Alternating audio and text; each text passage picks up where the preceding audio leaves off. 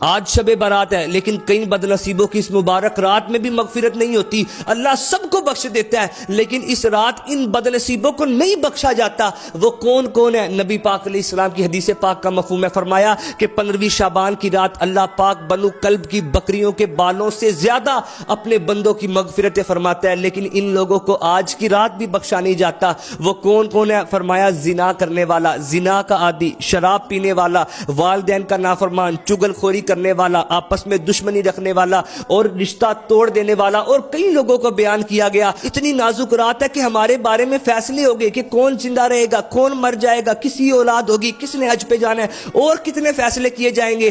آپ یہ چاہ رہے ہیں کہ آپ گناہوں سے سچی توبہ بھی نہ کریں، اللہ کو ناراض کرنے والے کام بھی نہ چھوڑیں، ناجائز محبتیں بھی نہ چھوڑیں، اور آپ یہ چاہ رہے ہیں کہ میرے بارے میں بھلائی اور اچھے فیصلے کر دیے جائیں۔ اللہ سے توبہ کریں، نوافل پڑھیں، رات کو عبادت میں گزارے، اگلے دن کا روزہ رکھیں، ساری ناجائز اور غلط محبتوں کو چھوڑے اور اللہ کی بارگاہ میں عرض کرے مولا جتنے گناہ ہوئے تھے ہو گئے، انشاءاللہ ساری زندگی وہ کام کرنا ہی نہیں ہے کہ مولا جس سے تو ناراض ہو جائے۔ اے دو جگہ کے